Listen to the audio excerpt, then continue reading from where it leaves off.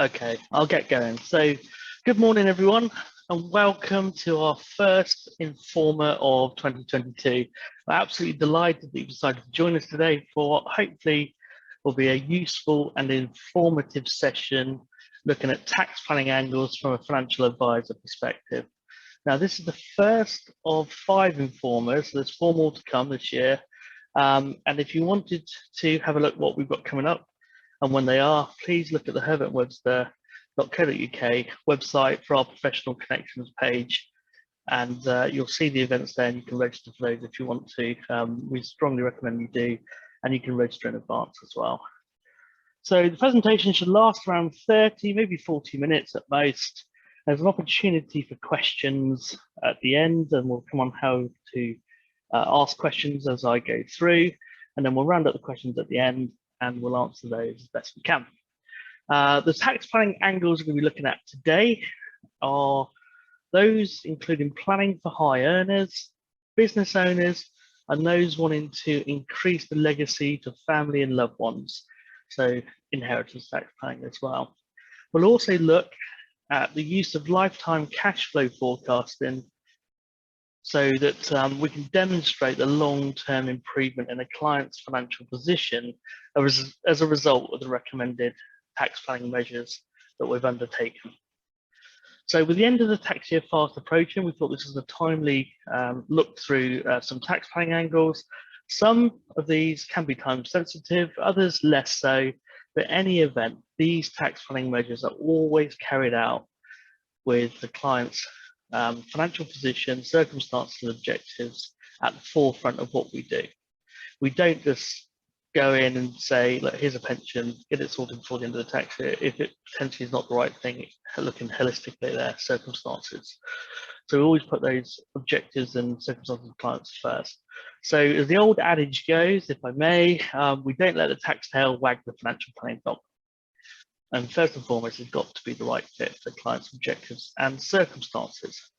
So I'll just put off disclaimer up. Of course, there will be a disclaimer in where we're looking at tax planning ideas. I'll give you a few seconds to read through that. I'll remind you of the agenda questions, and then we'll go into that. So hopefully you all had a chance to read that. So the agenda is tax planning for employees, business director owners, estate planning, and then the Q&A session. So if you want to ask questions, please feel free to do so. All you have to do is click the Q&A button, type in your question in the text field. If you want to be anonymous in your questions that you send, please do check the send anonymously button. Sorry, I couldn't say that then. And then click send. And then my colleague Anthony will come back at the end of the presentation and we'll look at those questions for you. So hopefully you'll find this informative. So our first tax planning angle is for those individuals who are high earning employees. So this one, when I see this with clients, it gets me sort of excited professionally because it's really good tax planning measure, particularly where there's affordability in a client's either surplus income or surplus capital to actually start to get back some of the income tax that they're paying.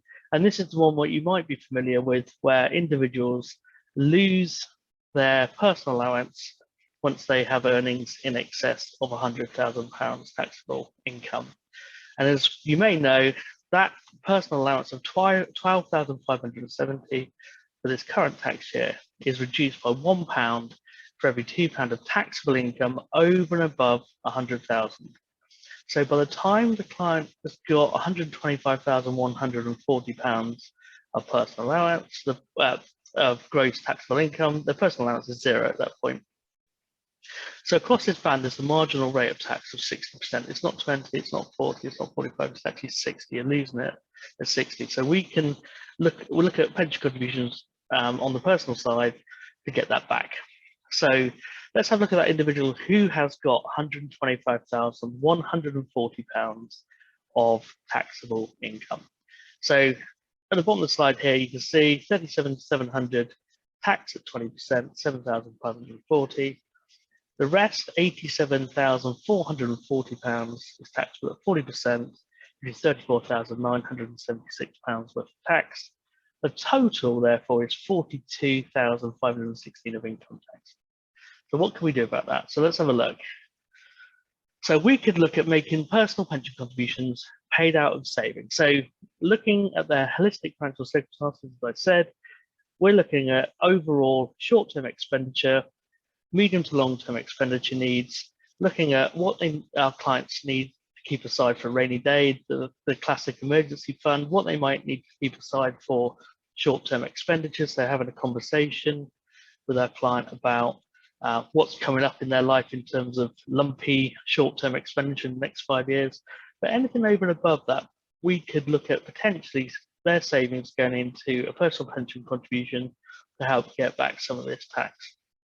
And also, we also look at their surplus income, as we'll come on to look at. So potentially there's option there for salary sacrifice, because that could have some advantages too to help reduce that taxable income back towards 100,000 or 100,000 and slightly less ideally.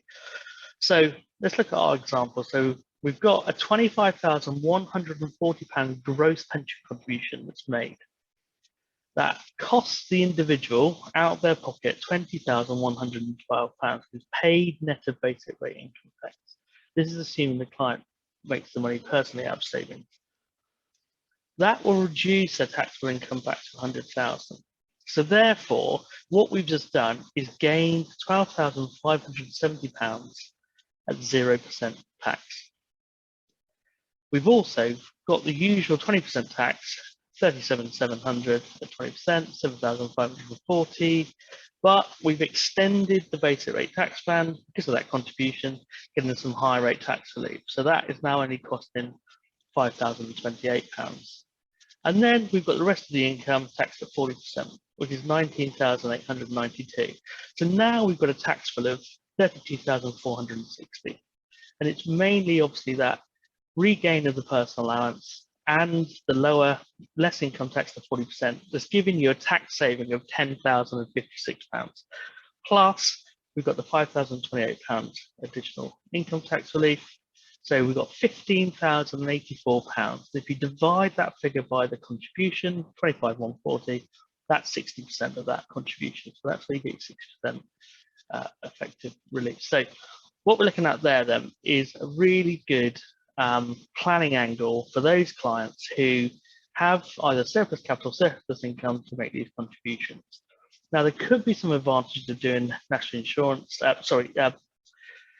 salary sacrifice, say, to make these contributions, because you get an NI saving, you get the employee's NI saving, and depending on how employers sit with their own company practices and what they offer, they may pass on some or all or part of their employer NI savings. It's really down to the discretion of the employer today. There's no rule about that, but I've dealt with some companies over the years.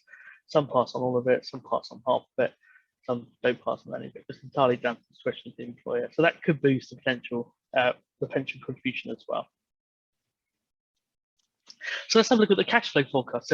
So making that £25,140 contribution, not only this tax year, but every single tax year, because we've identified what their total income is, as you can see there. So we know what's coming in over now until our client's retirement. So we've got income values across the side.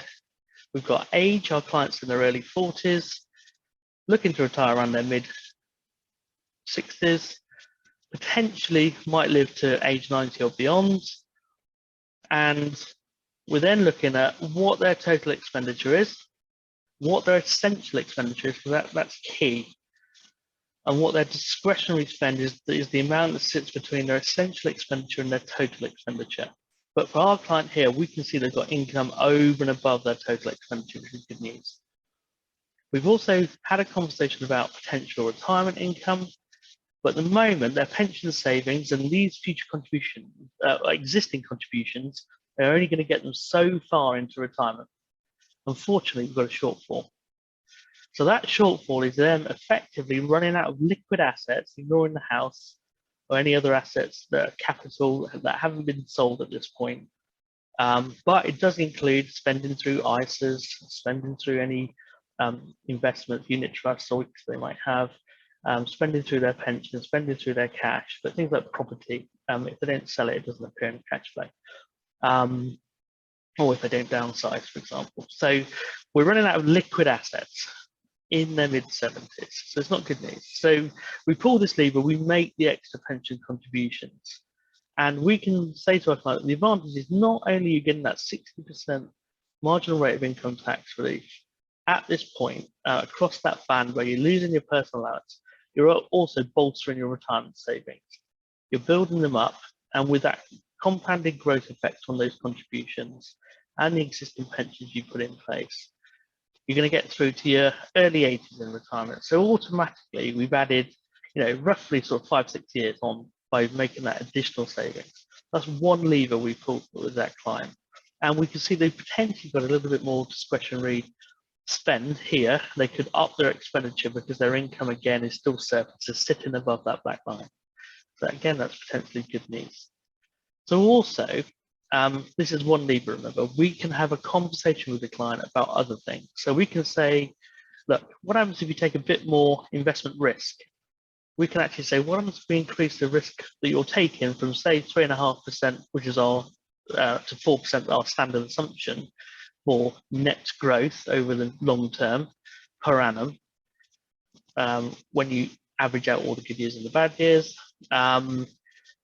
What happens if we increase that to, say, 4.5% or even 5%? It might get them a bit further into retirement just by having those additional years of growth between now and their mid-60s before they start to draw down on the pension. We can also have a conversation about what expenditure in retirement really looks like. Is it going to be similar to what they're spending today, or are there costs that we likely will be sort of adjusting, some up, some down, to take into account of real world retirement? And that may again also make their money last a bit longer. And again, we can look at potential additional savings. So we could say, what else are you paying more? You don't just pay the contributions to get back your personal allowance, you pay more, you save more one way or another. Could be more money into the pension, or it could be money into ISAs, for example, to give that sort of middle point flexibility over and above the emergency fund. So we're looking at one angle has already improved their retirement position. There are other angles and other levers that we can talk about with the clients to actually remove some more of the shortfall. So hopefully all that made sense. And that's really where tax planning and financial planning really do become joined up. So we're going to have a look at our second scenario now. So this is for our business owner clients. So our client is 55 years of age, running a successful business. They built up surplus profits as cash, and they've only really just started to do this. They've effectively spent everything the business can generate for them on their lifestyle until their mid-50s. They've had that need for high levels of expenditure in their 30s, 40s, and 50s because of family circumstances, perhaps, or other reasons. But they've been drawing out most of the money for the business as salary and dividends.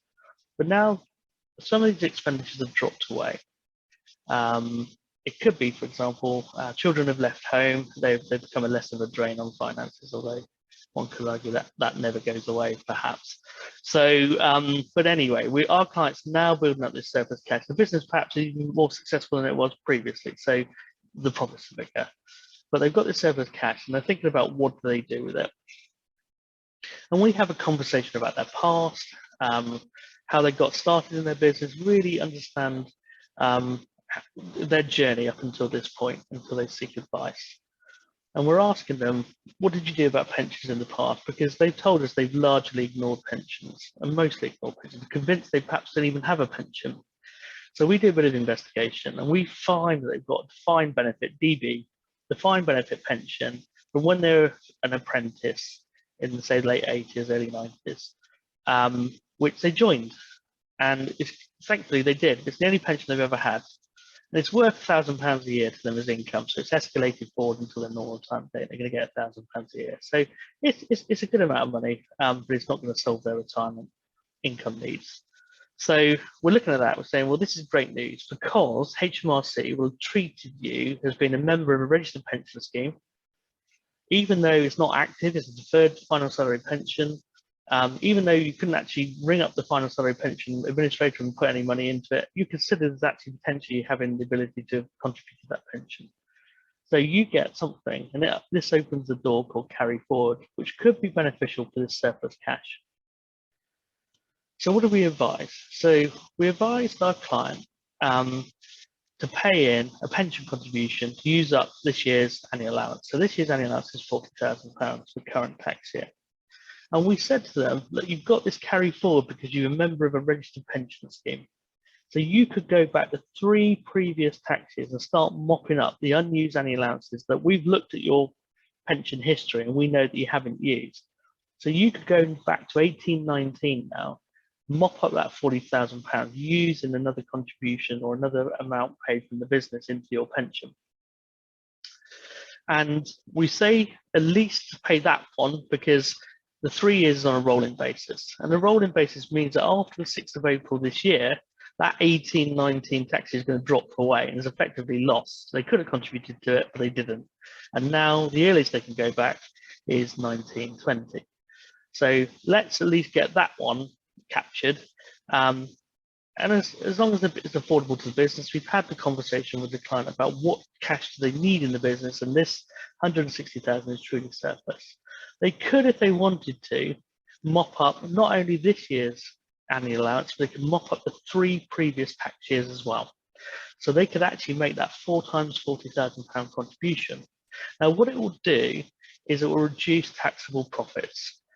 And I say will, usually for a director shareholder, HMRC's guidance in their business income manual is quite positive in the sense that the contribution will be treated as being wholly exclusively for the purpose of the business.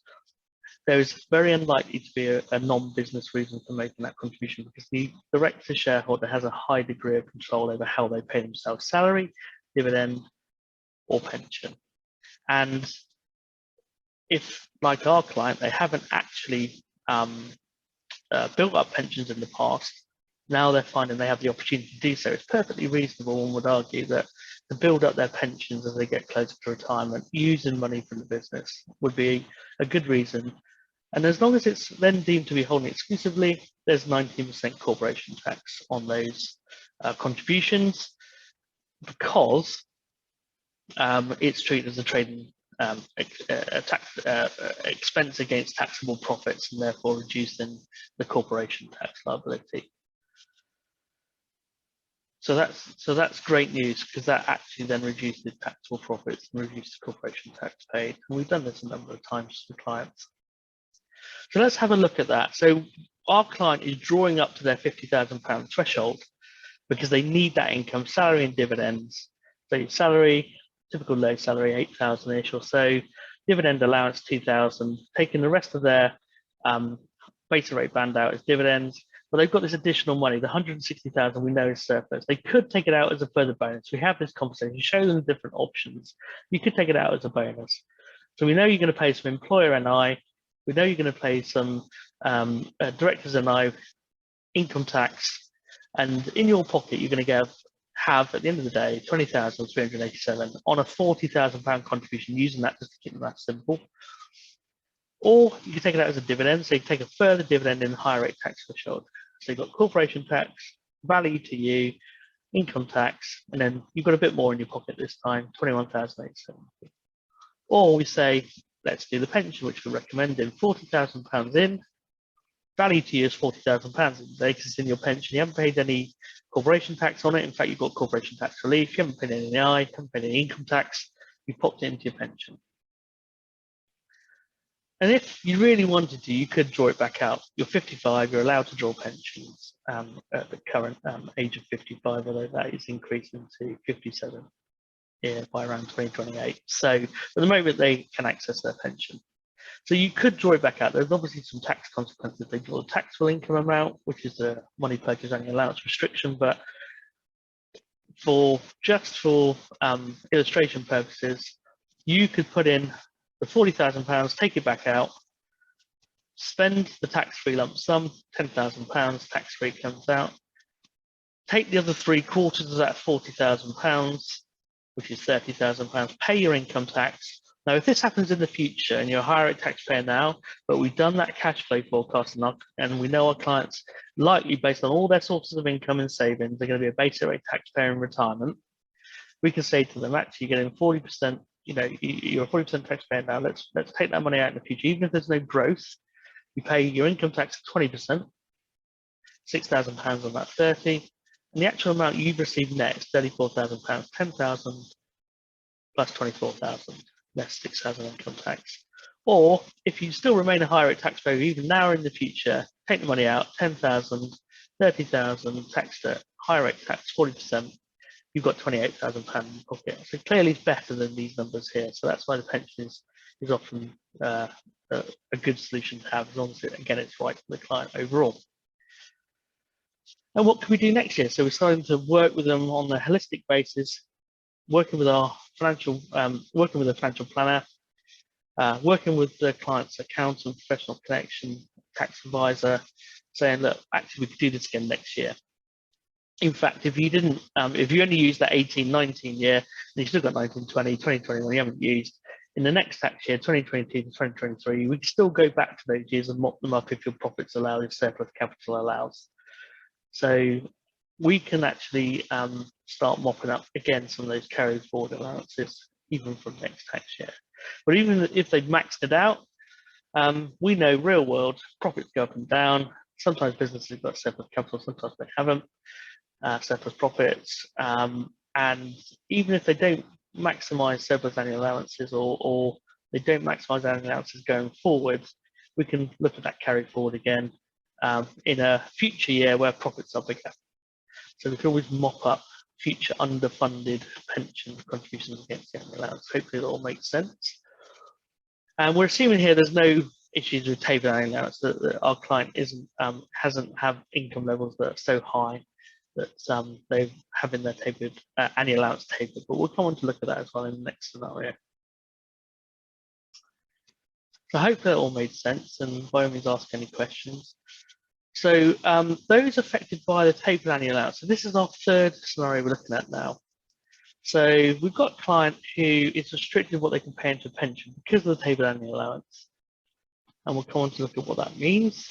Or our client actually doesn't really want to put any more into pensions because they're already close to or already at or over the lifetime allowance, which is £1.073 million.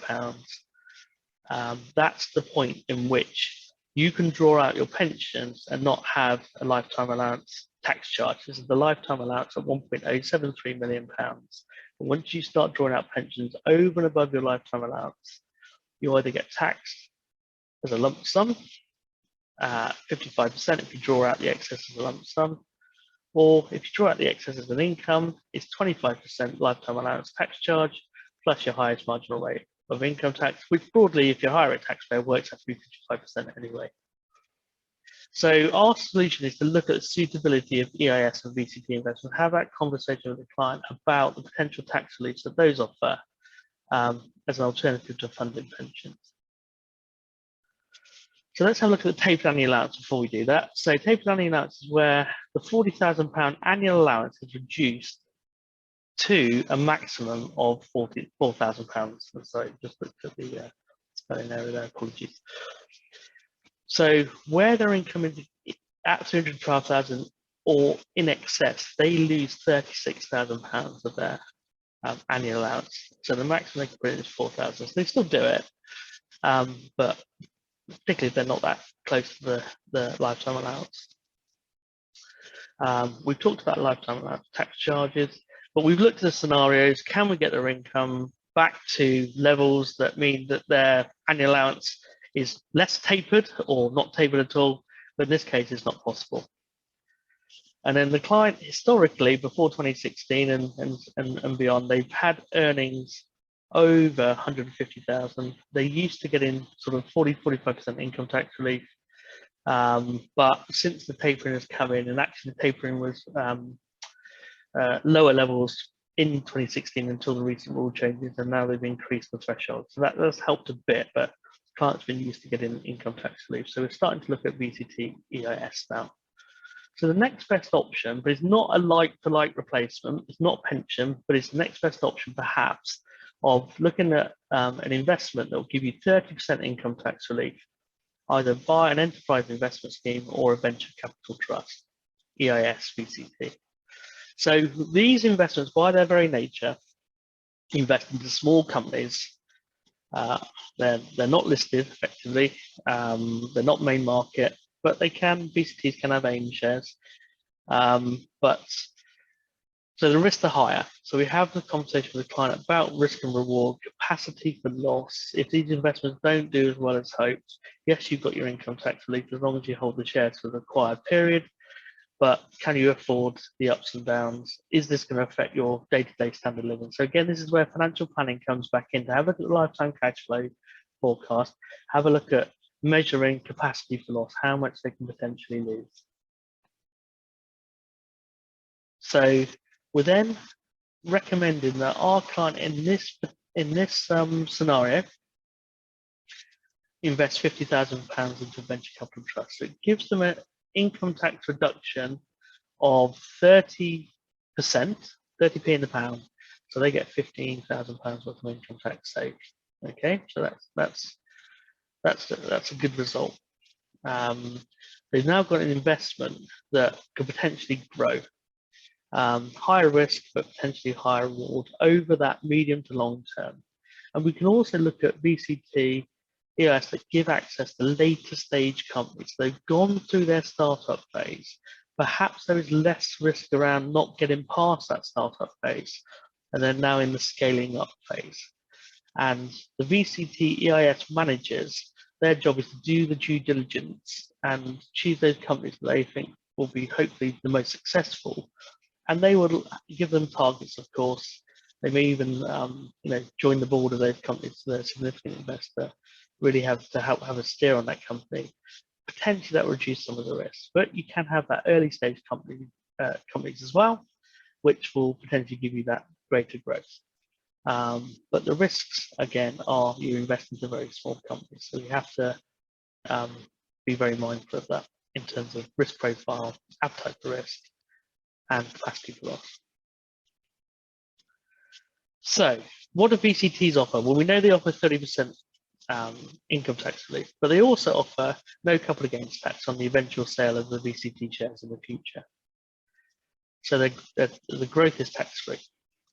You have to hold them for a minimum of 5-year holding period, and the max amount you can put in is £200,000. Now you could put more into £200,000 into VCT, but you wouldn't get any tax benefits. So it's always £200,000 or less.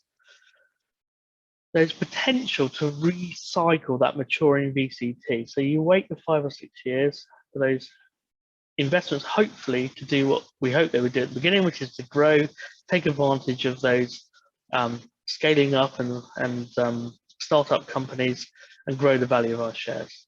And once they mature, that maturity basically could come back, and then you can reinvest that capital into a new VCT shares and get 30% income tax relief at that point. Now you could potentially do this over, say, 3 cycles, and you get 3 times, so over 15 years, 16 years, 17 years, that sort of time frame, you could get 3 times 30% income tax on the original capital, assuming obviously no losses, of course. The one thing I would stress, though, that enterprise investment schemes often they go hand in hand with VCTs as an option, but they're not the same. So we're going to look at why they're not the same at the moment. But certainly EIS we could look at if there's a requirement potentially to defer a capital gain. Now the risk there obviously is when the gain comes into charge. If you don't hold those EIS shares until death, for example, and they mature, that's when your gain comes back into charge. So potentially capital gains tax rules could be higher. You could pay more capital gains tax in the future than you pay today. So it's got to be thought about, especially if they line capital gains tax to income tax. So rather than 10-20% for investment, say, or 18-28% on property, they might align it to say 20%, 40%, 45% with in line with income tax. The main reason why clients I've done the EIS with in the past is for those shares to fall out the estate. Not only the income tax relief, but the other win, I suppose, is the shares become qualifying as long as all the requirements are met. by the shares that you hold. They fall outside the estate after 2 years. You get that business property relief. So whilst you still have access to the value and those shares potentially mature, or they do a buyback, for example, the actual value you hold is outside the estate once you've held them for 2 years or more. Now you could invest more than VCTs into EIS, £1 million per tax year, potentially £2 million where you invested at least £1 million into knowledge-intensive companies. But really, mainly they're done for, they can be those levels, but mainly done for the income tax relief on say lower levels of contribution. But there is ability there, and you can also have potentially ability to lock shares in a previous tax year, potentially giving you double relief of those £1 million, £2 million. The one thing I always say though, if the income tax that you get, the 30% relief you get, is not, it can't reduce your tax bill over zero. So basically, if you invest a really huge amount into, say, the VCT or the ES, up to the maximum, say, it can't give you back more than the income tax that you pay. So I always explain that to my clients, that it can't take you beyond zero. It'll only reduce your tax bill in that tax year to zero. And then minimum holding period for EIS is 3 years for the relief to remain in place. You could potentially have, unlike VTT on EIS, you can have loss relief on EIS, so you could actually set potentially losses against income tax or actually capital gains tax in the future, depending on what's the best for you and what your circumstances are. So the potential to claim loss relief. Again, capital gains tax-free growth. And as I said, one of the other main drivers, other than the 30% income tax relief, is that the fact that the value of the shares fall outside the estate after 2 years and doesn't form part of the estate's inheritance tax, as long as all the requirements are met. So our final scenario is estate planning. And this is looking at using potentially a discretionary trust in a slightly different way. And you may or may not be familiar with this, but hopefully this has all been informative to now, and this is our final scenario. So we're looking at our client is an 86-year-old widow who wants to leave money to children and grandchildren. And so we're all potentially familiar with clients similar to our client here. Her estate is worth £2.4 million, and she inherited her late husband's estate in full when he died a few years ago, unfortunately. Our client has heard about the residential mill rate ban, but doesn't really understand it, and they need advice on tapering aspect, because they've read somewhere that because their estate is over £2 million, potentially their residential mill rate ban is going to be tapered, and overall inheritance tax time, passing on that money to their children and grandchildren, their loved ones. So the residential mill rate ban, once the estate is over £2 million, as we all may know, is that it's tapered again by £1 for every £2 worth of capital over £2 million. So the point when you get to £2.7 million, you've lost your residential mill rate ban in full. But our client has got £400,000 over, so she is in effect lost £200,000 worth of residential mill rate ban. Now she's got the experience of investing over a lifetime, so her and her husband have always held investments. And this is where a really good know your client comes in, and having that conversation about their experiences with investments in the past, mainly in the stock market. So they know the ups and downs of investments. That won't come as a surprise to them. She does, however, have concerns around her longevity. And the reason why we've talked about experience with investments is that potentially we're going to look at those higher risk investments again, which are business relief investments, and the risks around those of smaller company investments. However, the benefits of the accelerated amount of money being outside the estate, but using the trust as well. So she's worried about potentially not living long enough for 7 years. Her health is not 100%. So we're aiming to get to the situation where our client has 2 times the nil rate ban plus 2 times the residential nil rate ban. So we've got that classic £1 million, all of the nil rate bans at 0% inheritance tax. At present, she's got 2 times 325,000 nil rate ban. She's got the 150,000 residential nil rate ban due to the tapering. So at the moment, her estate is £800,000 at 0%, £200,000 is taxed at 40%. So there's a potential £80,000 extra tax there in inheritance tax. We're trying to avoid that, or we're trying to mitigate that. That's the right way.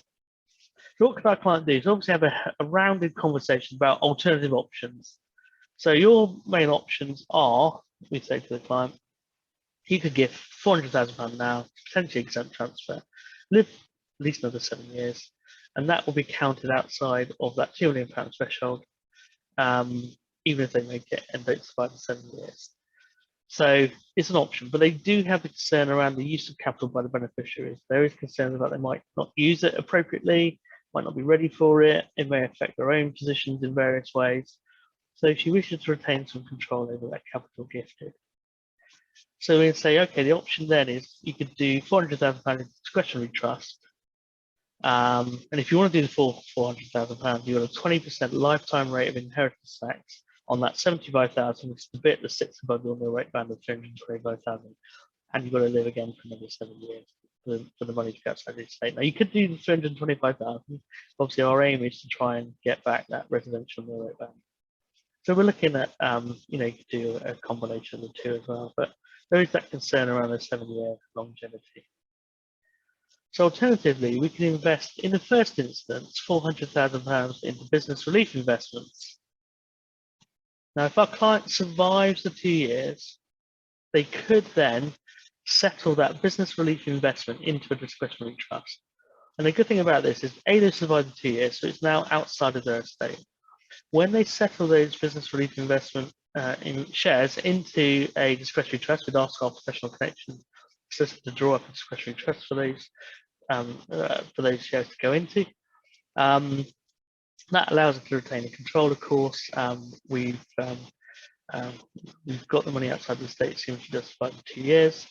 Now, the business relief investment then is a non-exempt trust. It's a non-taxable trust that doesn't attract the inheritance tax lifetime rate going into the trust. So you can put more than the nil rate band into a trust if you use business relief investments first. So do the right thing for the client, of course. Now, if she holds a business relief investment, doesn't put it into the trust, it's not going to help solve the loss of the residential nil rate band because it's always counted towards the threshold. So it doesn't solve it on its own, but this is where the trust needs to come in. But as I said, no lifetime rate of inheritance tax at 20% will transfer that 400,000 discretionary trust. If they hold, or they continue to hold the business relief investments shares in that trust, there's no 10-year periodic charge, there's no exit charges because it's an exempt assets going into the trust. And again, it gives you that wealth acceleration. It's got to be the right thing for the client. These are not risk-free business relief investments. But the risks have got to be explained, of course. Capacity for loss, that experience of know your client, what they've invested in the past, how familiar they are with the ups and downs of investments. But essentially, it's an option there as an alternative to a straight forward, potentially exempt transfer, or the gift into trust, and especially when there's concerns around the 7-year longevity. And we've reduced that to 2 years in this example.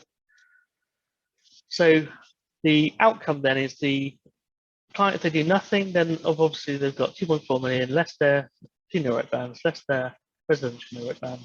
1.6 million is taxed at 40%, £640,000 inheritance tax. Take that off 2.4 million. You've got 1.76 million passed on to the beneficiaries. However, if we look at the inheritance tax planning using the business relief investment into the discretionary trust, we've got 2.4 million. Minus the £1 million worth of nil rate bands we now have, taxable estate of 1.4 million. We've got £1 million tax at 40%, 400,000. So basically, £400,000 off the £2.4 million estate is estate passed on to 2 million. So we've increased the legacy by £240,000 using that business relief investment discretionary trust option, as long as it's right for the client, of course. This is an option to consider. So again, that's the end of those tax planning scenarios. So hopefully that's all been clear. Hopefully that's been informative and useful. I think we do have some questions. I'll just give you the disclaimer again, of course.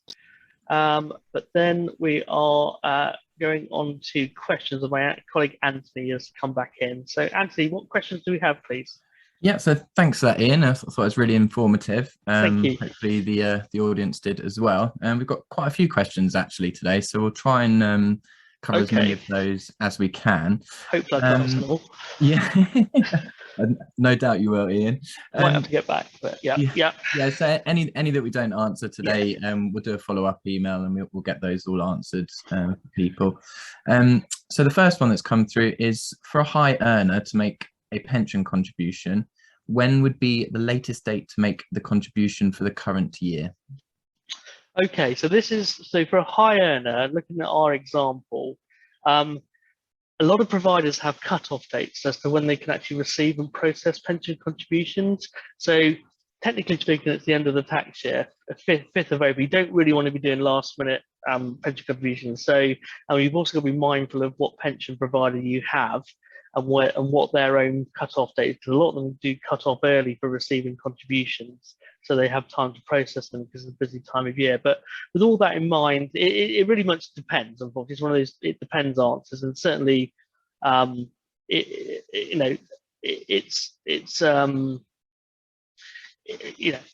check with your pension provider as the latest they will accept the contribution, and also how they'll accept the contribution. So a lot of them do electronic transfer these days as well. So that might help with any particular deadline. But strictly speaking, it's the end of the tax year to be treated as a contribution this tax year. Perfect, thank you, Ian. And the next question that we've got through is, can I use carry forward to claim back tax which was paid in the previous year as well? So no, there is rules around spreading tax relief. So potentially you might be able to go forward, but it's really against corporation taxable profits in the current year. I sort of haven't looked through the rules again yesterday. It's one where you just need specialist advice and whether the profits are going to be reduced. If you're looking at it from a business angle, if you're looking at it from a personal angle, no, you're really looking at some tax relief in the current year. Perfect. Is my understanding. Brilliant. We'll do a couple more. Just I'm aware of the time. What is the downside of putting capital into the pension? It seems that the income tax impact is less. What happens on death to the pension and the tax? Okay, that's another good question. So, the downside, basically, if you're doing it when you're quite young, one of the downsides is you can't get your hands on the money until the minimum retirement age. So if you're making contributions in your 30s, 40s, and early 50s, the minimum retirement age is 55. So you can't actually get the money back out until you reach the minimum retirement, unless you're in other circumstances such as serious ill health. That may be an option, but ordinarily speaking, you can't get your hands on the money. So that's a downside. If you put too much in the pension, you need it in the future, which you hadn't, you've got to wait to that minimum retirement age. And for someone who's in their 40s now, like myself, that minimum retirement age is going to be 57. So any money I put into my pension now, I'm not going to see for another 12 or so years. The death benefits, though, is a really interesting one. So if you put money into the pension and unfortunately pass away with money in that pension, you haven't yet drawn it, haven't yet drawn it, or even if you've drawn it but you're below the age of 75, the money comes out tax-free. And you can have it either as a cash lump sum at the discretion of the pension provider's trustees, and you can nominate beneficiaries. The best thing to do is complete the nomination form, indicate to your pension provider who you want to leave the money to if you were to pass away. As I said, it's tax-free before the age of 75. The rules change after 75. The other thing they can do is if you do nominate beneficiaries, you can have they can actually keep the pension. So your beneficiaries can keep the pension, draw the money out from that pension. If you died below the age of 75, beneficiaries can have the pension, draw money out tax-free as and when they need it. So it can be passed on as a pension rather than just a cash lump sum. There are older pensions out there that only provide a cash lump sum. That's all they do is in return of fund, as they call it.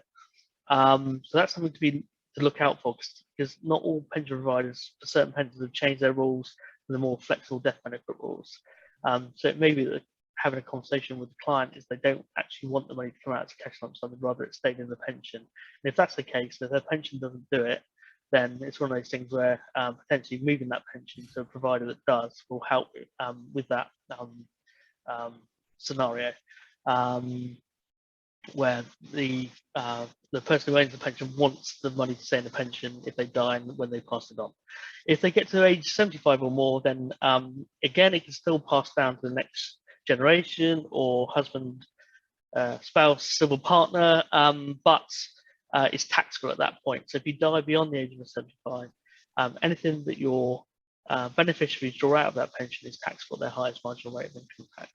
So one could view that as a potential downside, but really, below the age of 75, it's a tax-free return of capital, either as a cash lump sum or passed on as a pension, as long as the pension rules allow it to do that. Hopefully that answers the question. Perfect, thanks. We're still getting questions come through, but Okay. I'll make so it seems to be a really good topic. But I'll do this as the last one, Ian. I think it's quite an interesting question. So in terms of company contribution, can all directors make payments to their own pensions, or do they need to be shareholders as well?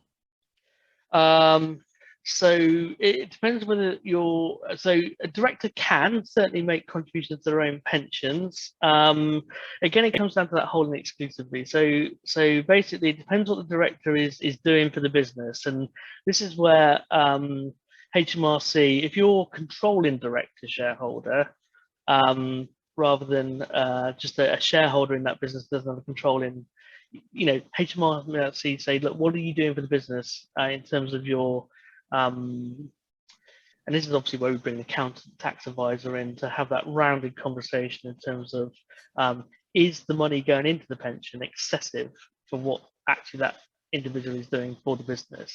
And that's where we have that conversation. That's where HMRC would potentially look at it and challenge it. Because they're saying this is a lot of money going into a pension for someone that, okay, they are a shareholder, but they're potentially not contributing that much to the business, for example. Perfect. So that's Brilliant. my understanding. But again, I always bring it. This is the conversation to have for a financial planner, to have that client's tax advisor and accountant, or recommend one if they don't have one, just to sense check the overall position. Yeah. Brilliant. Okay, thank you, Ian. Well, I think we're going to call it a day for now. There's still a couple of questions, but we'll follow those up. Okay. Following on from the presentation and everything. Just to say thank you to everyone for attending again today. We've got our next webinar, which is on the 6th of April, and the topic will be around commercial properties within a SIP, which I think will be very interesting. Just in case you didn't know, we've got our professional connections page on our website. You can go on there and you can sign up to all the webinars in advance. And as usual, if you have any questions around today's topic, or if you just want to scratch one of our advisors' brains about a question or something you've got, feel free just to pick up the phone. We're always there, happy to answer questions that you might have. Most definitely. Yeah, so again, thanks, Ian. Thanks everyone for joining us. Thanks everyone. Thanks for joining me. Last thing, the video will be hosted on our website as well. So once it's up there, feel free to circulate that to other professionals that you might have, or if you enjoyed it or you wanted to recap on something, please feel free to do so at your own leisure.